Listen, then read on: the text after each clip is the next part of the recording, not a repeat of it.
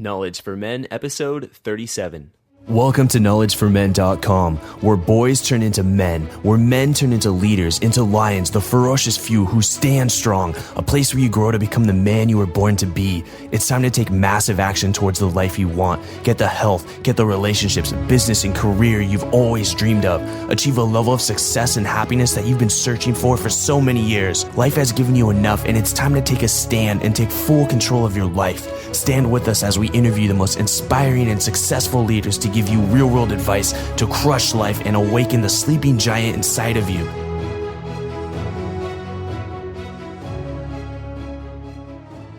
Today's podcast is brought to you by Audible.com. Get a free audiobook download today at kfmbook.com. There's over 100,000 titles to choose from for your smartphone, tablet, or computer. It's a perfect way to listen to your favorite books in the car, in the gym, or at home. Check out kfmbook.com to start learning in your downtime. All right, welcome to the show. Today's episode is going to be about doing the work that matters to you now and why you need to get started on your life's work. I'm here with Jon Acuff. He is the New York Times bestselling author of 4 books, including his most recent, Start, Punch Fear in the Face, Escape Average, and Do Work That Matters. For 15 years, he's helped some of the biggest brands in the world tell their story, including the Home Depot, Bose, Staples, and the Dave Ramsey team. Most recently, he's spoken to hundreds of thousands of people at conferences, colleges, companies, and churches. He's been featured on CNN, Fox News, Good Day LA, and many other major key outlets. In addition, he's become a social media expert with a blog read by over 4 million people and more than 200,000 followers on social media. In 2010, he used his influence with his tribe to build 2 kindergartens in Vietnam. Jon, I am happy to have you on the show. Let's get the ball rolling. Thanks for having me, Andrew. Absolutely. Let's go right into your favorite success quote and why. Well, one of the things that I've been thinking a lot about is the idea that if you don't share your platform, it eventually suffocates you, and that your influence isn't just for you, it's for other people. And so I've tried to, in the midst of all the, you're a personal brand, you've got to grow everything, you've got to do everything, you've got to have your headshot and selfie world, the idea that the best brands, the best people are the most generous. So it sounds like you're talking about giving value versus taking more value. Exactly. And understanding that the more you give, the more you receive. It's a very simple principle. So I challenge people all the time to give, and that generosity is a game changer. I'd also say, one of the things that's really helped me is the idea that I now judge a leader's quality of leadership by the number of people in their life that can tell them no. And it's this idea that if you get to a yes place, you end up like the emperor with no clothes. And so, or just even understanding that there's a big difference between being known and being famous. We live in a fame-hungry culture. So those are the kind of the things that I've been working on lately. We most certainly do. And I'm really interested in the things that you're working on now and the direction that you're going. But let's take a few steps back and let's learn more about you, Jon. How did you get started with what you do? Share with the audience your journey. Sure. Well, I worked in advertising for about, the last 15 to 16 years. And in 2001, I started kind of my first blog. We weren't even using that phrase then, but I built this really crazy site with Dreamweaver, and it was just all over the place. And then fast forward to 2007, and I'd long quit that other site. I started another site because my friend at work said, hey, you should try this thing called blogging. And so I gave it a try, and in 2008 started a site that ended up going viral and got to do a book out of that, and then got to join the Dave Ramsey team out of that. And fast forward a few years, and now I've had a lot of fun and a lot of success that I wouldn't say is a product of my coolness by any means, but a product of being part of the conversation with people. I've come to learn that there's always a zest in someone's eye that I can see when they really enjoy the work that they're doing, or when they're really passionate about like where they are in the present moment. And I could see that with you. What do you enjoy most about what you do? I like sharing ideas. At the end of the day, I'm an idea guy. I like to kind of sit down. I like face-to-face. I'm still a fan of that. Even with social media, geography still has power and importance. And so I love to help share an idea that changes the way somebody looks at something. And I love when somebody shares an idea with me that way. So I would say those are 2 things I really enjoy doing. Yeah, and I can see that in you. Well, when did you make that transition from working from advertising companies to Dave Ramsey to getting your own blog going, and then now you're writing books? When did you make that transition into entrepreneurship? Yeah, well, I mean, it was gradual. I think that you know how it is. Like you read these books and it's like, and I got discovered at the supermarket, or, I launched one product and it became Amazon. So for me, it was about, I was always a writer, as a professional copywriter. And then I started this blog and I just posted on acuff.me, which is where I write about these ideas.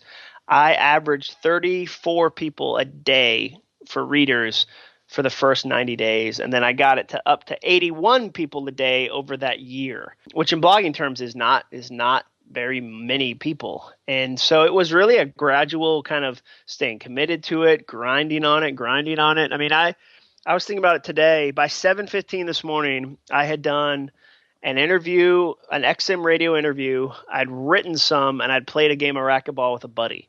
And so people will go, well, how do you get it all done? And my first thought is usually I start a lot earlier than you do. So, I mean, and it wasn't all work. I had fun playing racquetball. I mean, I got crushed, but I'd rather play with somebody who's going to make me better than somebody I can kill.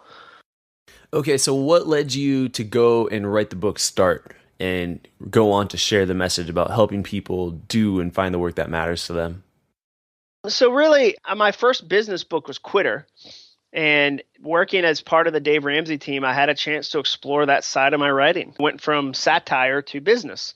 And so the genesis of Start was I had a conversation with a woman who was, I don't know, late 70s, maybe early 80s on an airplane. And I gave her a copy of Quitter and she read some of it. And then she asked me, hey, what do you do when all your excuses for not chasing your dream are gone? What do you do then? And I realized she was reflecting on her life for the first time. And life is fast. And I didn't want to get to that spot. We've all had situations where we took a day job that was supposed to just be for 6 months and 3 years later, you're still there, And so I thought, I don't want to get there. Yeah, exactly. And so I didn't want to get there. So I started to map out what does a successful life look like? And that was really the beginning of Start. Yeah, our time is finite and you do have to really just start now. That is, I could see that being an eye-opening moment where you ask her, where do you want to be? And she's reflecting on her life for the first time and she's older. Don't want that to be you. Prevent that from ever happening, guys. So I see here in your book, Start, that you have a 5-step plan for helping people get started with the things that they want to do. Can you share with the audience what this is and how they can use it? Sure. Well, the book's kind of based on the metaphor of a map. And I say there's really 5 lands. I say there's this road to awesome. There's 2 roads in life, the road to awesome, the road to average. I like this already. Yeah. And the road to average is easy because all you have to do is nothing. And the way the road to awesome works is that the first stage of any endeavor, this can be learning a skill, this can be a job, this can be losing weight. The principle applies to any time you want to make your life better. And so the first step is learning. And you go through this big period where you don't know what you're all about. You don't know what you want to do, but you try a bunch of different things. You experiment. You have fun. You try 10 different activities. And then the next stage is editing. And editing is this time where you go, okay, I tried these 100 things. These 2 really worked. And you start to kind of narrow it down. And the people in your listening audience know exactly what I'm talking about, that overwhelming sense of I don't know which idea to work on. And then the third step is mastering. And mastering takes longer than we want. Every author I've ever known, their publishing deal took longer than they wanted. And mastering, we've lost the sense of that. Mastering can be you going to apprentice with somebody else. Mastering can be you practicing something. It kills me that right now, if I was a young graphic designer, I would say to Jon Acuff, I would say, hey, I will design images for your blog because I know I will get business and exposure. A guy developed an app for me for free and he got 60 grand because I tweeted about it and said, this guy built me an app. He's awesome. And he closed clients like crazy. And so mastery can be you going out and grinding. We don't grind enough like that. I mean, I worked with an illustrator and I don't even know the number to say it. It's not quintuple. I grew his Instagram by 30 times the number of followers because he made an image for me on a blog. So that's part of mastery. And then the next one after that is this sense of harvesting, where you kind of all these things you've planted start to come home. And then and you be careful about it. I've seen more leaders fall in success than in failure. And then the last stage is guiding, and that's when you help somebody else down their own path. And they don't, they're not all clean. When you're in editing, you're ahead of somebody in learning. You can help guide them. So it's not like there's a checklist and then you're done. Life never is that clean or sterile. Okay, I like it. And so this is the 5-step plan to being awesome. Yep. I like it. Yeah, just guaranteed. Okay, well, I feel like people can do the 1 and 2, learning and going back and trying to perfect their craft. I feel like people are there, especially nowadays. There's so much content available with YouTube and Google. Just you can learn just about anything. But where people fall short is mastery. And especially, I think, in today's society where it's all about that instant gratification. I want it now. And if it can't be achieved, then that's where people are going to give up. What are your thoughts on that? Well, the reason that happens is that everything else in life is fast. The drive-through is fast. Your coffee is fast. Your phone, you use your phone 8 hours a day and it trains you fast, fast, fast, fast, fast. Anything you do with that amount of repetition changes, like it physically changes your brain and how you accept data and information. So, of course, there's a sense of entitlement, but there's also a sense of reality in that everything we do is fast. Why wouldn't we expect careers to be fast? Why wouldn't we expect our first home purchase to be fast? So yeah, there's a ton of reasons, but a big part of it is everything we do online is instant. Of course, my career should be instant. And yet the problem is the path to mastery is not instant. And it's been said many times, but it can take up to 10,000 hours before you really become a master of that skill. Oh yeah, sure. People hate hearing that. I'm not. Yeah, it doesn't sell. It's not if you try to sell a product, 10,000 hours and you'll make money. No, nobody likes that. But the reality is, like, I've written 4 million words online. So when people are like, I want to do what you do, well, it's an expensive endeavor. Or like, I want to hit the New York Times too. It didn't happen on my first book. It happened on my fourth, and that was fast. My path has been faster than some paths. So it's not a sexy message, but I still think it's the true one. And that's a really interesting point. Jon, what do you think it is that really accelerated your growth? I'm really, really handsome. No, you are. I'm looking at your photo and no, it's a photo. No, I'm sad we're not doing video. Your listeners are too. No. So what helped me? I would say relationship. I would, for shame, if I ever go try to tell you that Dave Ramsey and his platform didn't help me. They did tremendously. People sometimes try to insult me and go, you only hit the New York Times list because of Dave Ramsey. And I would think, he has 7 million listeners. I'm not an idiot. That helped. Let's talk to me next time if I do it without him. But I've had the benefit of having people that were kind, that had platforms that shared them with me. So I think a big part of the speed of mine wasn't anything necessarily I did other than honor and build those relationships.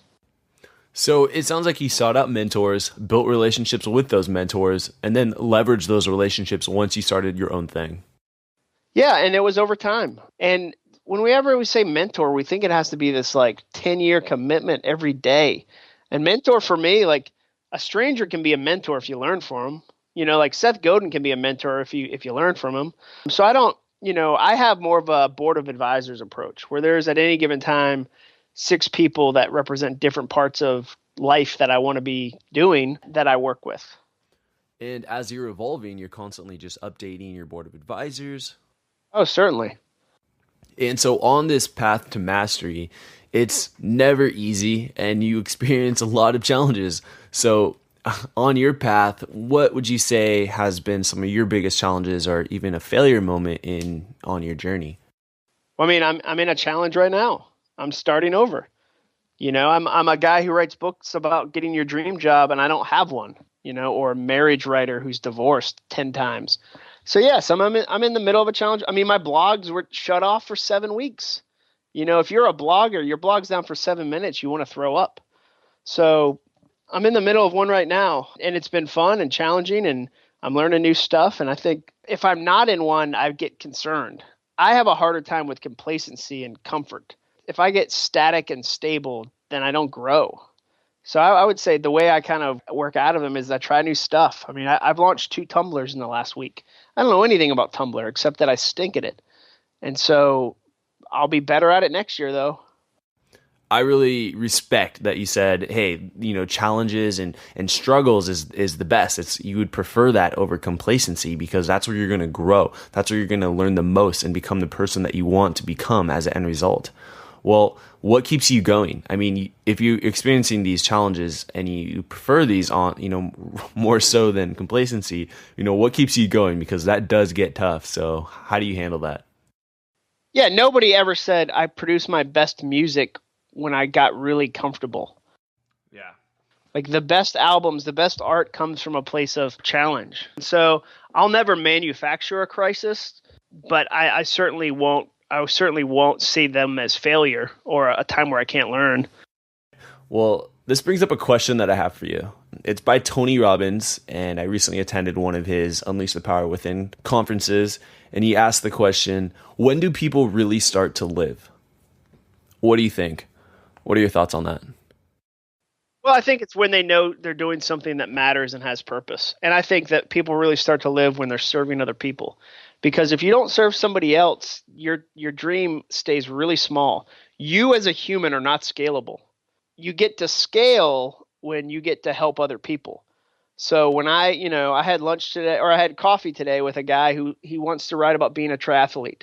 I'm not a triathlete. I will never be able to speak to that audience the same way he can, but I can help him figure out his blog and his approach. And so I get to see that by serving him, other people get helped and it kind of grows, it scales.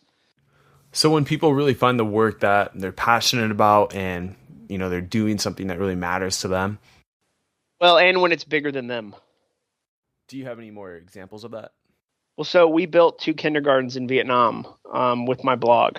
That was certainly bigger than me just getting blog traffic. So giving back to the community, that would be, again, the 5-step process, your guiding process? Yeah, totally. That'll totally fit in the idea that you need to be helping other people. And the other thing is that's how you stay relevant. Like if I'm not hanging out with 22-year-olds or 23-year-olds that are ahead of me on some levels, then I'm not staying relevant.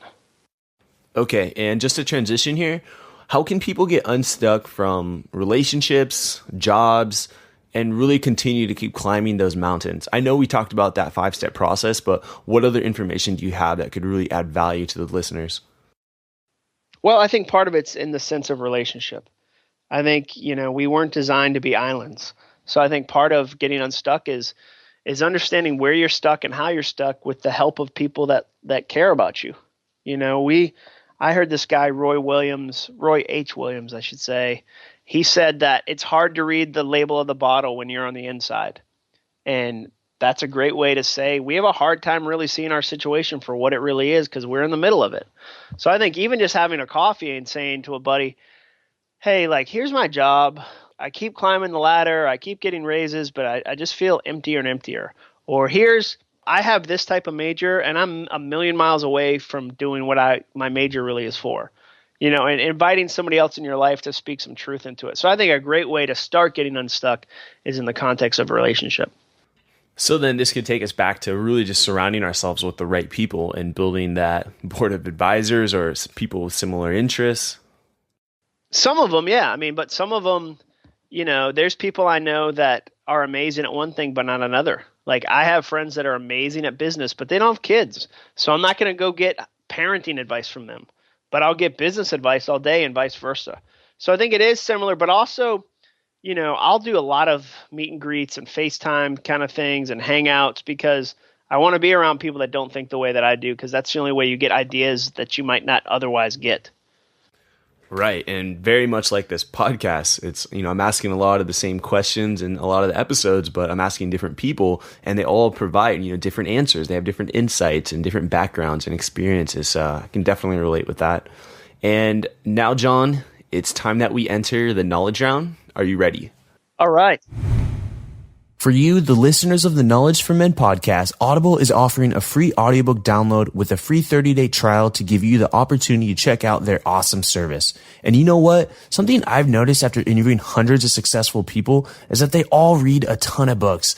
If you want to be successful, you've got to educate yourself. I don't always have time to sit down and read a book, so I personally recommend listening to audiobooks in your car, in the gym, or on the go. You can pick up for free any one of my favorite best-selling books like How to Win Friends and Influence People by Dale Carnegie, Awaken the Giant Within by Anthony Robbins, Mastery by Robert Greene, Choose Yourself by James Altucher, The Alchemist by Paulo Coelho, or any other audiobook you want. Audible has over 100,000 titles to choose from. To download your free audiobook today, go to kfmbook.com. Again, that's kfmbook.com for your free audiobook today. Start learning, growing, and becoming the man you want to become now.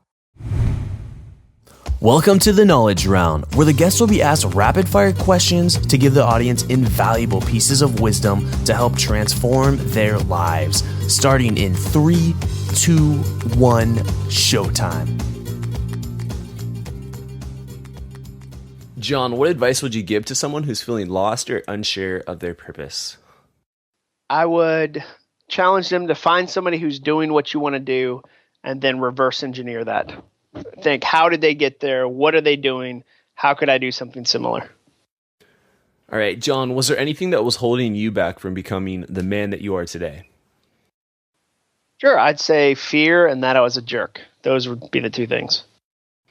Could we also say ego played a role? Yeah, I mean, I don't even know if it was ego necessarily. It was just attitude. It was entitlement. It was laziness. It was, the average American watches over 30 hours of TV a week, and then they tell me they're too busy to dream. It's that Game of Thrones Breaking Bad is just hurting the economy. Exactly. So we all know what happened on Downton Abbey, but we haven't written anything on our book. No, I think for me, the fear of what if I tried it and it didn't work? If I don't try, I can lie to myself and go, I could really do it. But if I try and it fails, that stings. And then you get to experience failure. Exactly. And then all that social pressure, you get let down. Yep. And Jon, can you name a person who's had a big impact on you? Could be a mentor. What did this person say? I'd say definitely my dad. I mean, I've been fortunate enough to have a good relationship with him, and he taught me how to dream, and that he started a Southern Baptist church in New England in the 80s, which nobody was doing. And so I saw him go, we're going to go for it. Like, we're stepping out. We're going to try it. It didn't make sense to a lot of people. So I learned from that. And then also as a speaker, like half of my job is to be a public speaker. And I got to watch him do that. And he's a great communicator and cares about people. And so, yeah, I'd say that over the years, definitely the longest term relationship and impact has been from him. I like that. And let's dive into a challenging question here. You read so much. You're a writer by trade. What are your 3 most influential books and why? The War of Art by Yes. Stephen Pressfield. Great book. Yeah, I mean, I've never seen somebody write about fear, which he calls resistance, so perfectly. I'd say Bird by Bird by Anne Lamott, which is just a great book on writing. And then, what I would say is a really good one's been Ordering Your Private World by Gordon MacDonald. He just talks about the rhythms of life and the rhythms of work. And it's one that I've read multiple times. Oh, I'll have to check that out. I haven't heard of that book. And on to the next question. If you could go back in time and you had a minute with your 20-year-old self, what would you tell them to do and not to do? I would tell them to blog, start a blog, and maybe even I'd say higher level, start a presence. You need, in 5 to 10 years, when you go to do a job interview, if you tell them you're passionate, they'll go, okay, what's your URL? And if you go, no, I'm not, I don't have a blog. I'm just I'm you pay me from 9 to 5 kind of passionate. You won't get the job. And the second thing I'd say is don't treat social media like it's Vegas. Like, I see a lot of people make stupid mistakes because they think I'm just posting it on Twitter. Nobody will see it. And they get fired from jobs. So are we talking about just like drinking, partying, comments? Exactly. Or just a keg stand or a comment, anything. Yeah, those pics sometimes just definitely are not worth it. Or at least to show publicly. Guys, privacy settings, you guys. Well, what would you suggest would be a very valuable, underrated characteristic and would provide tremendous value if a lot of people would work on it? Kindness. I mean, I think you and I think the same way in that there's things that are game changers and they're not the sexy things. So I would say being nice is huge. People And respectful and thankful and grateful. People don't like to work with jerks. So I can tell you without a doubt, you will get more gigs, you'll get more freelance work, you'll get more speaking opportunities, you'll get more money, you'll get more of everything if you're kind. And I would say the other thing is help other people win. You know, when I work with a speaking client, I'll say, hey, how do I make you look awesome? Like, what does that look like? You've booked me, you've taken a risk on me. How do I make you look awesome? And then you go from there. So those would be some ones that, again, like very few people are going to do a book about that, but those are game changers. And again, I think it's that fast-paced living that we have where sometimes we just forget. We know it's valuable to be kind, but sometimes we just forget to be kind. Yep. And if you could offer a newborn child one piece of advice that he or she would open up when they graduate from college, what would you say? I'd probably still, I mean, maybe not advice, but a wish. I'd say, I hope your parents registered your URL because you're going to need it. That's the modern address. And maybe I'd even say, I hope you have a weird name so you can get a short name on Twitter. I mean, my friend's name is Tish, TSH. So on Twitter, she's at Tish. Like that's baller. I mean, she's not like the _ double space Tish. So I'd probably do that. But then, you know, I guess I'd say if college graduation, I might just tell them to thank their parents, because I think when you hit your mid-20s, you kind of realize they were smart and kind. When you're in college, you think you're so smart. And just real quick, I mean, you are a social media expert and you keep giving us these valuable nuggets about, you know, the internet. So where do you see social media and the internet going in the next 5-10 years? Every guy should be on Pinterest. The ones that are like it's for girls, I love those guys because they're dumb and they leave more room for me. By the time they figure out they should have been, I'll already have a platform. But no, I think you're going to see attention spans getting shorter and shorter. You're crazy if you don't think Twitter and Tumblr and Instagram are eating up blogs. Like, people don't comment as much anymore. The long form blog is kind of a thing of the past. And then just know Facebook isn't forever. It's not. Teenagers are running to Instagram. Will Facebook go away tomorrow? Of course not. But will it be here in 100 years? Nothing about the business world indicates that any company will be here in 100 years.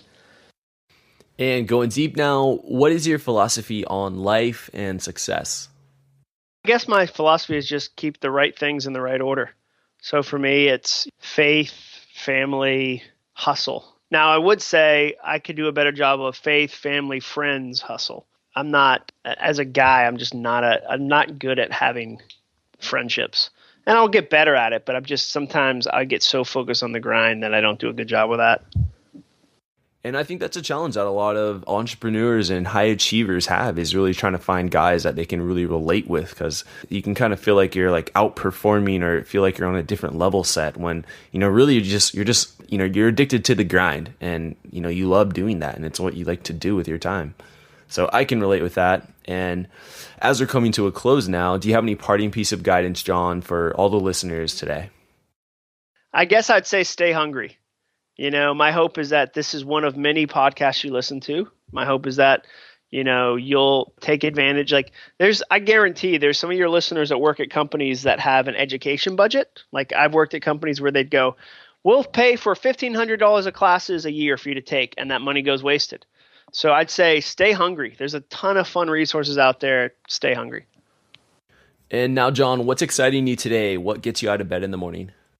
Well, my wife's got a book coming out in April, so I'm excited about that because I'm going to help blow that up to the biggest extent it can be. So that's fun. But I mean, I'm excited about building a fire. We have a real fireplace. I got an axe the other day, so I'm out in the woods chopping wood like I do. And so, like, that's fun. Racquetball is exciting to me. Oh, yeah, there's a million things. And my wife is always laughing because she's like, you're not outdoorsy. I'm like, well, I own an axe, so whatever. Well, she might not understand, but once you have an axe, your level of manliness just skyrockets. Yeah, clearly. Yeah. And, Jon, go ahead and leave yourself a plug so the audience can connect with you. Oh, yeah. So I'm just Jon Acuff on Twitter, JONACUFF. And then my website's acuff.me. And those are probably the two easiest places to find me. I'm on Instagram and Pinterest and all those, but the ones that I wear out the most are probably Facebook, Twitter is a full-time, like you'll be exhausted following me. And then acuff.me. All right, Jon, thank you so much for being on the show and spending the time here with the Knowledge for Men community and just, sharing your story and sharing a lot of valuable tidbits from your book Start. And I value your time. So thank you. Well, thanks, man. I appreciate it. All right, that's going to wrap up episode 37 with Jon Acuff. And guys, on a side note, I have an action item for you. And it's simple, very simple, yet very powerful. And it's this: keep going. That's it. Keep going. Whatever you're going through, that challenge, that adversity, that mountain that you're trying to climb, just keep going. Just keep going. But at the same time, I think a lot of guys will always tell you that, to keep going. That's nothing new, and you've heard that a lot on this podcast, but something that I want to introduce to you is to when you're in this struggling, this challenge, you're experiencing failure, whatever it is, breakup, lost money, lost your business, whatever it is, you keep going, but at the same time, you live in the moment. That's right. You live in the moment and you enjoy the process of coming up and climbing out of the damn grave to get back to where you want to be, to get back to the top, to get back to that place that you want to be, but enjoy that process. That's what it's about. Otherwise, you're living in the future and you're just treading water and you can't wait until it's over. You want to enjoy, and instead of treading water, you just want to float on that water. Enjoy that moment when you're going through that hard time. Just enjoy it. I know that doesn't make sense, but if you can look back and just think about how this is your story, this is your journey that you're going through, this is the moment right now. This is what's going to be that story that you're going to tell years from now. Then you can actually kind of enjoy it.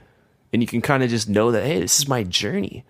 Because what kind of movie would this be if there was no challenge? Imagine a movie, guy named Todd, he wakes up, nothing happens to him, he goes back to bed. Would you watch that? No. You want to see the challenge, you want to see the adversity, you want to see him overcoming, you want to see the hero, you want to see the guy go from zero to hero, and that's you. This is your movie. You make it happen. That's what I got to say. Send me an email of what you're going through and how the Knowledge for Men podcast is helping you overcome adversity or the challenge that you're in. And that email is andrew@knowledgeformen.com. I'd love to hear your story. I'd love to hear how this podcast is helping you. And at the same time, just keep going, but don't forget to live. Thank you for listening to the Knowledge for Men podcast show. It's been a pleasure having you be a part of a thriving community of men who want to crush it in all aspects of life.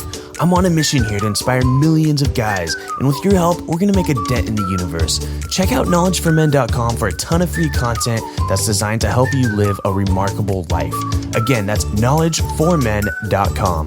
I hope to see you there. And always remember, 2014 is the official year of the crush, where we take action to get the life we've always dreamed of. This is your host, Andrew Farabee, and until next time, let's do it.